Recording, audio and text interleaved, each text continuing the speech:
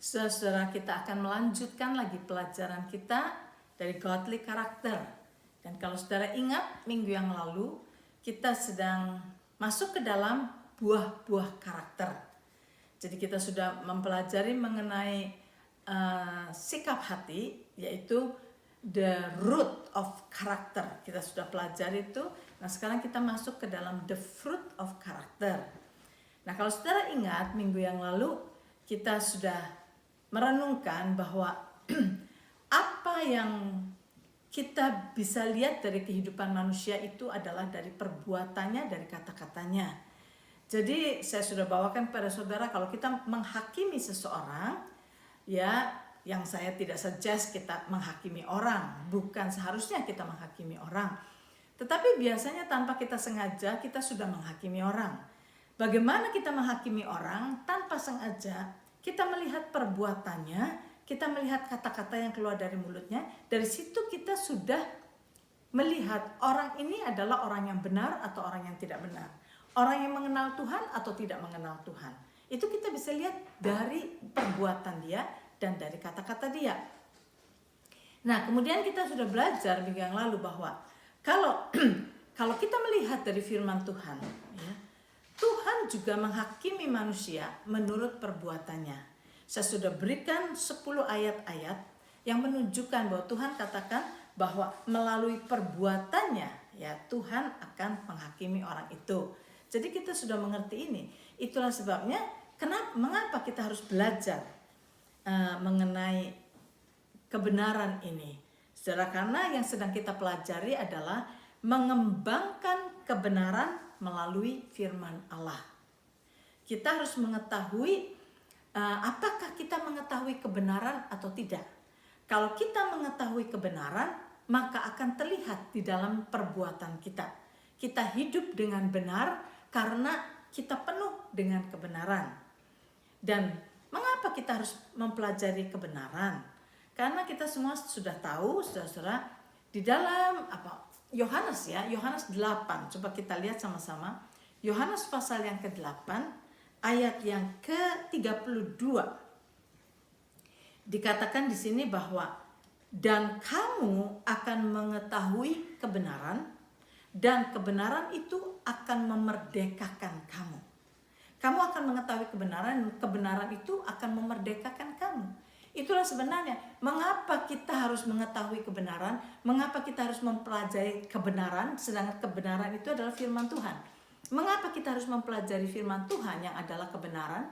Karena firman Tuhan itu, kebenaran itu akan membebaskan kita.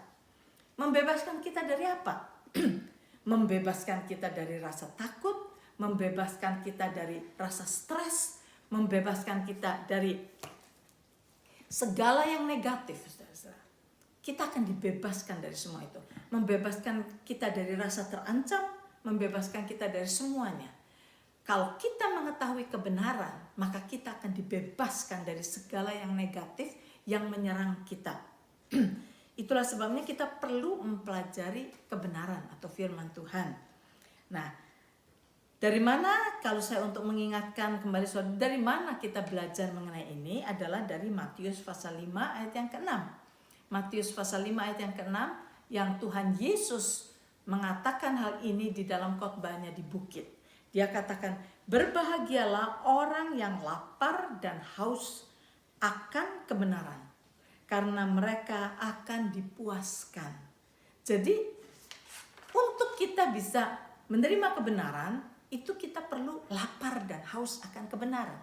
Kita perlu menghargai kebenaran itu.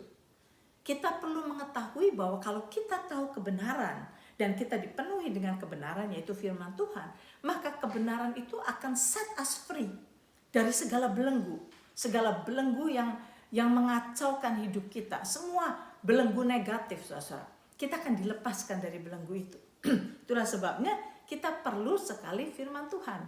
Dan untuk kita mau makan firman Tuhan itu, kita harus mempunyai kelaparan dan kehausan akan kebenaran. Nah, untuk kita punya kehausan dan kelaparan akan kebenaran, kita harus tahu the benefit daripada mengetahui firman Tuhan itu.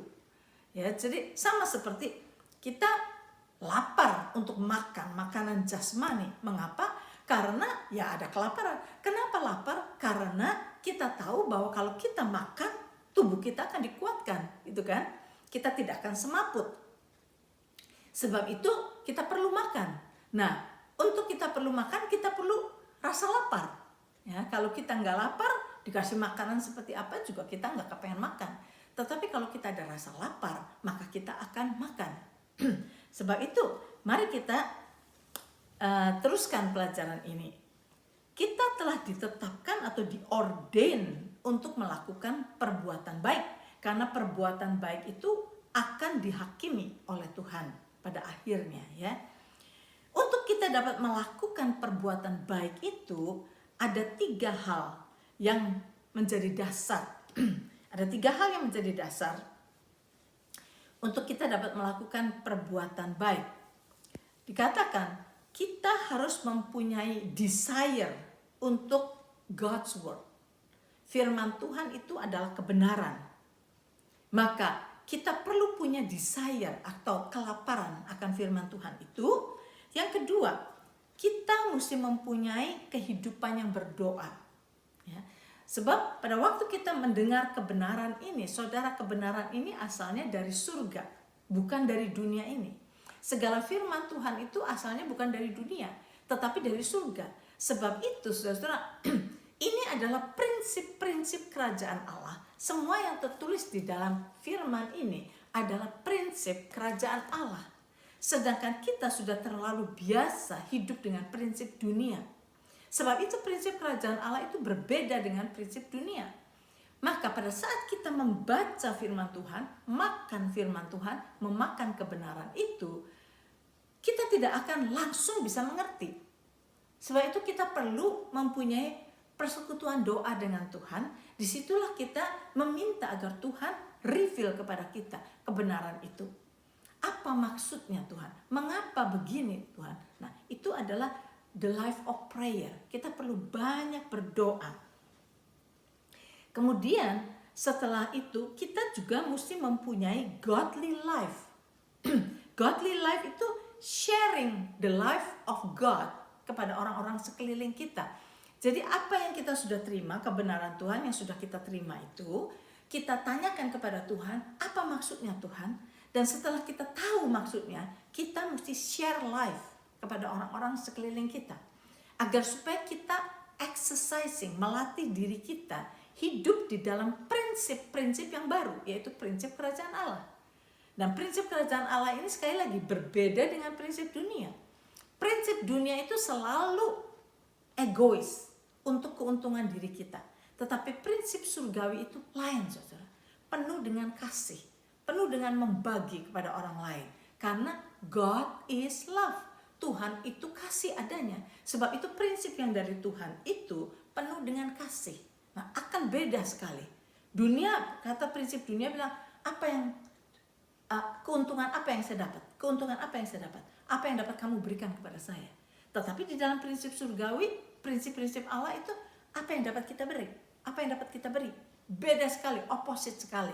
Nah, sebab itu kita perlu belajar firman, perlu mengerti firman itu dari perspektif Tuhan, dan kita perlu melatih diri kita hidup di dalam dunia yang Tuhan ciptakan di dalam kebenaran itu, yaitu melakukan kehendak Tuhan. Nah, saudara, mari kita teruskan di sini. Apa sih firman Tuhan itu? Firman Tuhan itu apa? Yang kita mesti pelajari. Kita mau pelajari firman Tuhan. Di dalam firman Tuhan itu adalah kebenaran. Dan kebenaran itu akan membebaskan kita dari segala yang negatif di dalam hidup kita. Nah, sekarang firman Tuhan itu apa? Firman Tuhan itu saya bacakan di dalam bahasa Inggrisnya. Ya, ini agak sulit, tapi saudara bisa nangkap mungkin kalau saudara dengarkan mungkin beberapa kali. Firman Tuhan is God's written revelation to man of His will, His plans, and purposes and principles as given by the inspired writing of godly men who were by the direction of the Holy Spirit inspired to write the words and thought of God. Ya. Jadi Tuhan inspire orang-orang yang Tuhan sudah pilih untuk menuliskan apa yang ada di dalam hati Tuhan mengenai kehendaknya, mengenai rencananya, mengenai tujuan dan prinsip-prinsip hidup di dalam dunia ini. Tuhan berikan kepada orang-orang yang diinspire, yang diberi wahyu, pewahyuan kepada orang-orang tertentu yang Tuhan sudah pilih untuk menuliskan apa yang Tuhan reveal kepada mereka, dan juga pikiran Tuhan di-reveal di dalam tulisan itu. Itu adalah the word of God, itu isinya begitu, saudara. Nah, mari kita melihat di dalam Alkitab the word of God itu seperti apa. Mari kita baca dari 2 Timotius pasal 3 ayat yang ke-16. 2 Timotius pasal yang ketiga ayat yang ke-16 dan 17. 2 Timotius pasal yang ketiga ayat 16 dan 17. Saya harap saudara-saudara bisa catat supaya saudara bisa baca lagi nanti sendiri. Dan saya buka sama-sama saudara dari Alkitab. 2 Timotius 3 ayat 16 dan 17. Dikatakan begini mengenai what is firman Tuhan, apa kebenaran, apa firman Tuhan itu. Dikatakan, segala tulisan yang diilhamkan Allah memang bermanfaat untuk mengajar, untuk menyatakan kesalahan, untuk memperbaiki kelakuan, dan untuk mendidik orang dalam kebenaran. Dengan demikian tiap-tiap manusia kepunyaan Allah diperlengkapi untuk setiap perbuatan baik. Nah, firman Tuhan itu gunanya adalah untuk melengkapi kita supaya kita dilengkapi untuk berbuat baik. Karena apa? Karena perbuatan kita inilah yang akan dihakimi, kan? Nah, jadi saudara, ini dalam bahasa Indonesianya. Saya akan bacakan juga dalam bahasa Inggrisnya. Terserah saudara, kalau saudara terbiasa meditate di dalam bahasa Inggris mungkin lebih jelas. Kalau saudara harus dalam bahasa Indonesia, tadi saya sudah bacakan. Dan ini saudara, apa yang ditulis ini artinya dalam sekali. Sebab itu saudara gak bisa cuma baca satu kali langsung mengerti, gak bisa.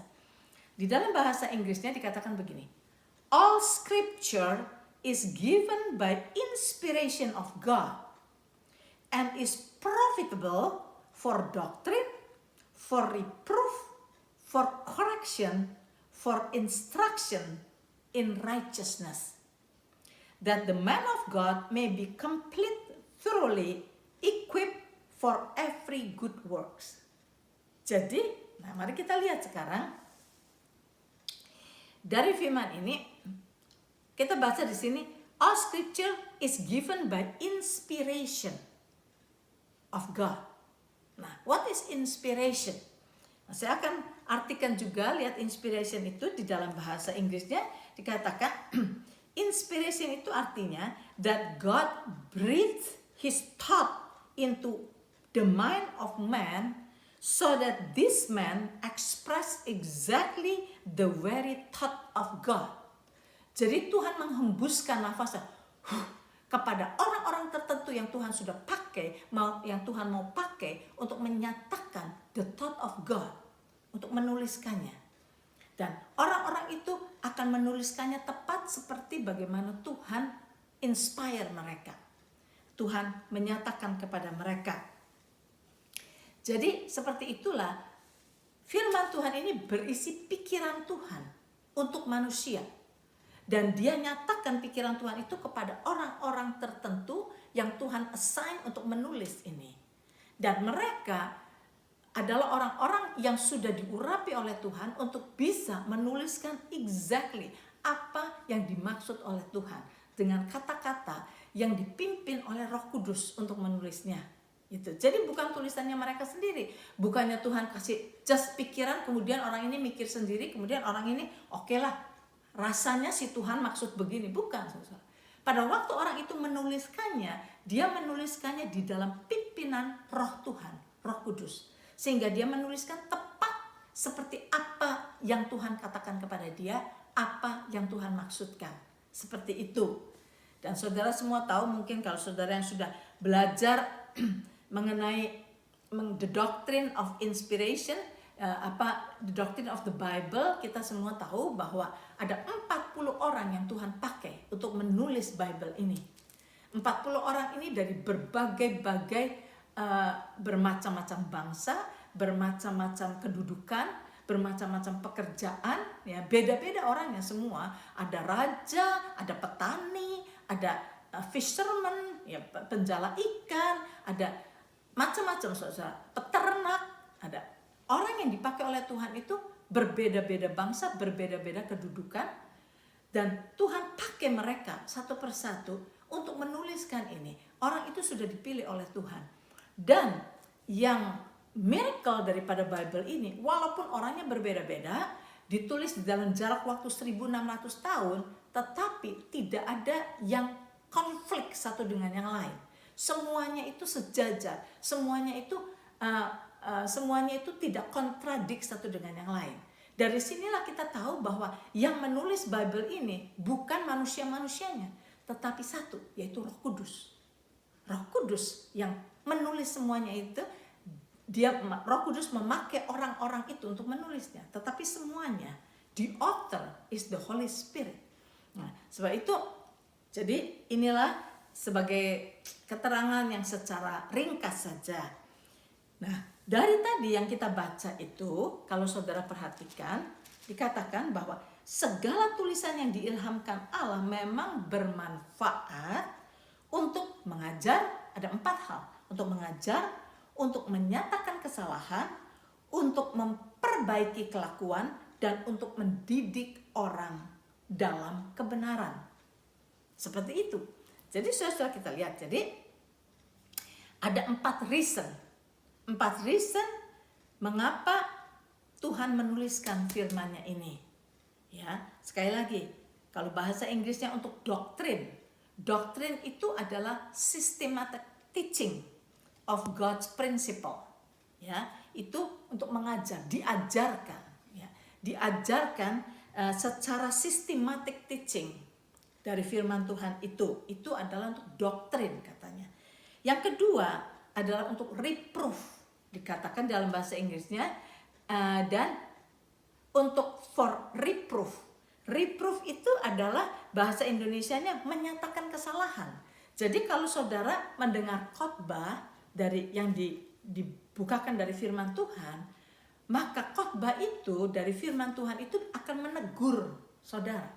Kalau saudara hidup di dalam kesalahan, firman itu akan menegur sehingga membuat saudara, oh, jadi selama ini saya salah ya, gitu. Karena firman itu menegur.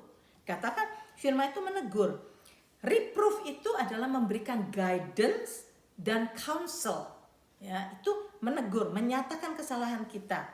Dan firman Tuhan juga memberikan correction atau memperbaiki kesalahan.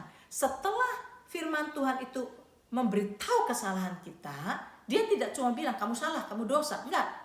Firman Tuhan yang diterangkan itu akan menegur kita, oh, wow, selama ini saya salah, gitu kan.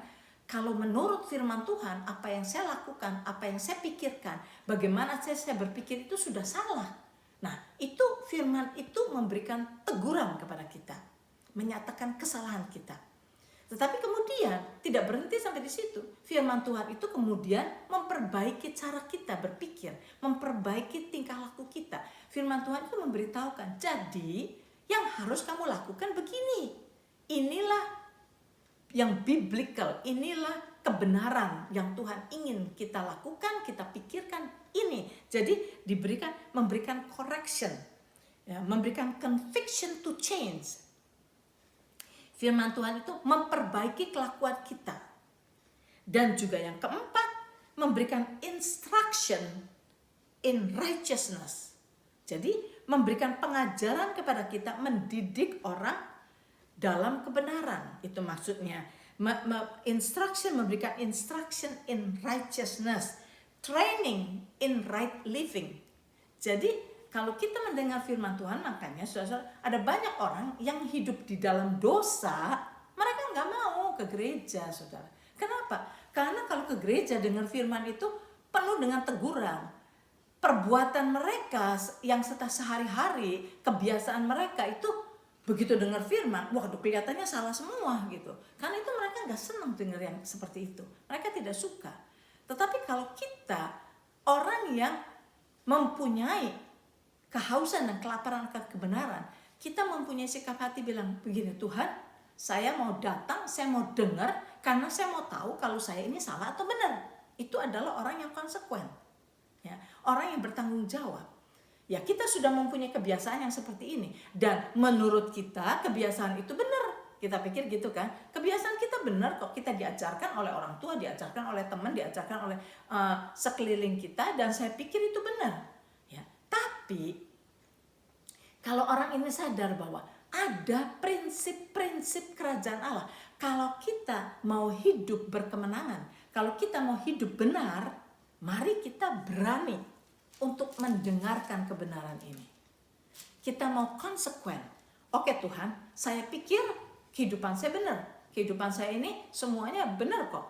Tapi saya berani untuk datang mendengarkan firman Tuhan. Supaya kalau memang ada kesalahan di dalam tingkah laku saya, Tuhan bisa tegur saya dan saya bisa memperbaiki kelakuan saya. Jadi orang yang konsekuen, dia mau belajar firman Tuhan. Dia berani untuk datang mendengarkan firman Tuhan, dan dia tidak menganggap bahwa semua yang difirmankan itu salah semua karena tidak sesuai dengan cara hidup dia. Tidak. Tapi kita harus tahu bahwa ini adalah firman ini adalah the inspiration of God. Tuhan inspire firman ini. Sebab itu Tuhan memang pakai firman ini untuk memperbaiki kita, untuk menegur kita, untuk menyatakan kesalahan kita. Tetapi Tuhan itu adil. Setelah kita diberitahu kesalahan kita, Tuhan beritahukan juga jadi bagaimana yang benar. Itu kan? Yang benarnya seperti ini. Kemudian sudah dikasih tahu yang benar, Tuhan juga memberikan kepada kita bimbingan untuk kita bisa hidup di dalam kebenaran. Nah itu. Jadi sebab itu saudara, pada waktu kita mendengarkan firman Tuhan, misalnya di gereja atau di mana, saudara, punyai hati yang humble enough untuk mau diberitahu kesalahan kita. Dan pada waktu kita mendengar bahwa apa yang kita lakukan atau kebiasaan kita itu salah, jangan langsung kita defensif. Jangan kita langsung mengatakan, itu ngawur, itu pendetanya itu maksudkan buat saya, itu memang dia sengaja untuk saya. Enggak, saudara. Firman Tuhan memang punya karakteristik. Di sini katakan bahwa firman Tuhan itu profitable, berguna, ya. Profitable itu the scripture itu adalah profitable for, saudara ngerti artinya profitable, bermanfaat di dalam bahasa Indonesia. Bermanfaat, punya manfaat untuk memberikan pengajaran, doktrin, untuk menegur, to reproof, untuk memberitahukan kesalahan kita. Kemudian ketiga, untuk mengoreksi kita, memperbaiki apa yang salah itu. Firman Tuhan mempunyai pengajaran untuk memperbaiki apa yang salah. Kemudian yang keempat adalah for instruction in righteousness, atau untuk mendidik orang di dalam kebenaran. Jadi setelah diberitahu salahnya, nih pengajarannya, yang Tuhan mau kita hidup seperti ini. This is the doctrine, pengajaran. Tuhan ingin kita hidup seperti ini. Terus kita bilang, wah, kalau gitu saya salah di sini, saya salah di sini. Kemudian diajarkan, jadi kalau kamu begini salah. Nah, wah, kita bilang saya salah tuh, saya salah. Diberitahu kesalahannya, kemudian diberitahu bagaimana memperbaiki kesalahan itu, kemudian dikasih instruction how to live di dalam kebenaran. Jadi fair kan saudara-saudara? Itu tergantung kepada sikap hati kita. Nah itulah kita sudah pelajari mengenai sikap hati ya pada waktu yang lalu. Orang yang mempunyai sikap hati yang sombong tidak bisa ditegur. Pada saat mereka mendengar firman dan firman itu menegur dia bahwa dia sudah salah, langsung dia marah. Berarti dia masih punya kesombongan. Orang yang rendah hati tidak marah, malah bersyukur. Waduh, saya bersyukur saya diberitahu, saya selama ini salah. Karena hidup kita, saudara, akan dilihat menurut standar Tuhan, bukan standar orang-orang sekeliling kita. Saya sudah berikan kepada saudara bahwa pada waktu kita mau melihat perbuatan kita dan perkataan kita, kita harus ukur dengan standar Tuhan, jangan dengan standar orang sekeliling kita. Kalau kita suka mengatakan yang negatif di dalam cara hidup kita, kemudian kita bilang, tapi saya enggak nyumpah-nyumpah seperti orang itu, saya lebih baik. Saya enggak nyumpah-nyumpah. Jangan di-compare, bandingkan dengan orang sekeliling kita, jangan. Tetapi kita harus bandingkan dengan firman Tuhan, gitu. Kalau kita berani membandingkan apa yang kita katakan, apa yang kita perbuat dengan firman Tuhan, dari situlah kita akan tahu kesalahan kita dan sebagainya. Jadi saudara, di sini saya baru sampai di sini dulu. Saya tahu waktunya sudah habis, tapi kita mesti lihat. Jadi pertama-tama, mengapa kita harus belajar firman Tuhan? Firman Tuhan adalah the truth atau kebenaran. This is the standard yang Tuhan berikan pada kita. Tuhan ingin agar kita hidup according kepada firman Tuhan. This is jalan Tuhan. Nah, ada banyak di dalam hidup kita itu yang salah. Sebab itu, kenapa Tuhan suruh kita untuk pelajari kebenaran ini, firman Tuhan ini, supaya kita diberitahu yang salah itu, supaya kita jangan hidup salah terus, ya. Karena perbuatan kita itu akan diadili. Kita sudah belajar minggu yang lalu bahwa Tuhan akan mengadili kita menurut perbuatan-perbuatan kita. Nah, apa yang kita perbuat itu berdasar dengan apa yang kita mengerti di dalam pikiran kita. Kalau pengertian kita ini hanya sesuai dengan cara manusia hidup, maka kita jauh daripada kebenaran Tuhan. Sebab itu kita harus berani mempelajari kebenaran Tuhan supaya kita bisa mengaca. Selama ini saya hidup sesuai sama kebenaran Tuhan atau tidak? Kalau tidak sesuai, mari kita perbaiki. Tuhan beritahukan nanti. Di dalam ini makanya dikatakan bahwa segala tulisan yang diilhamkan Allah memang bermanfaat, mempunyai manfaat untuk mengajar kita, untuk menyatakan kesalahan, untuk memperbaiki kelakuan, dan untuk mendidik orang di dalam kebenaran. Biar sampai di sini dulu, 4 ini saja saudara. Saya harap saudara renungkan lagi 2 Timotius pasal 3 ayat yang ke-16 dan 17.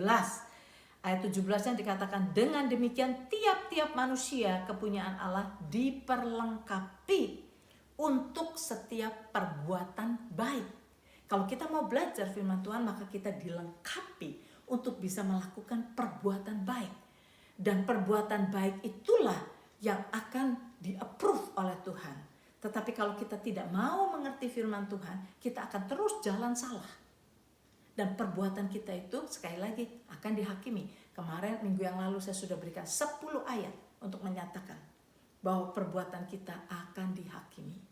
Sampai di sini dulu, kita akan teruskan minggu depan.